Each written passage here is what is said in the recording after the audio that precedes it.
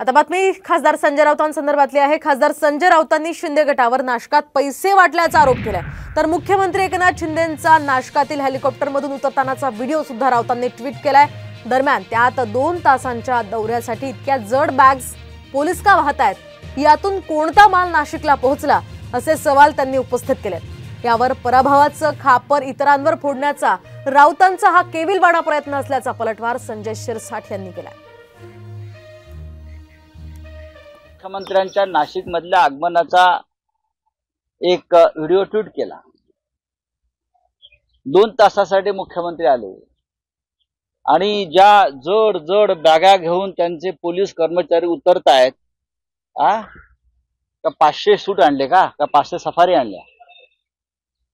या बॅगा कसल्या आहेत, कोणत्या हॉटेलमध्ये गेल्या, तिथून कोणाला वाटप गेलं, हे सुद्धा व्हिडिओ आम्ही लवकरच देत आहोत।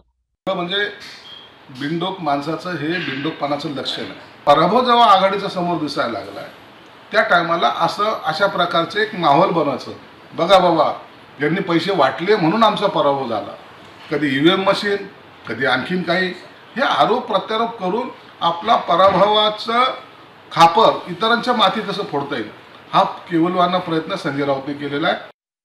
दरम्यान संजय राऊतांच्या आरोपांवर उदय सामंत यांनी सुद्धा खोचक उत्तर दिले। माझ्या गाडीत सुद्धा कपड्यांची बॅग आहे, विरोधकांना हवे असतील तर त्यांनी ते घेऊन जावेत असं म्हणत त्यांनी पायाखालची वाळू सरकल्यानंच राऊत अशा प्रकारचे आरोप करतायत असं उदय सामंतांनी राऊतांच्या या मुद्द्यावर म्हटलेलं आहे।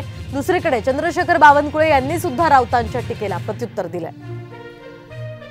माझ्या गाडीमध्ये देखील आता बॅग आहे, त्याच्यामध्ये कपडे आहेत, कोणाला आवश्यकता असेल टीका करणाऱ्यांना माझ्याकडे देखील आहेत। मला असं वाटतं की स्वतःच्या पायाखालची वाळू सरकली, आपले उमेदवार निवडून येत नाही ह्याची जाणीव झाली की अशा पद्धतीचे फालतू आरोप प्रत्यारोप होतात, त्याला कोणीही किंमत देत नाही।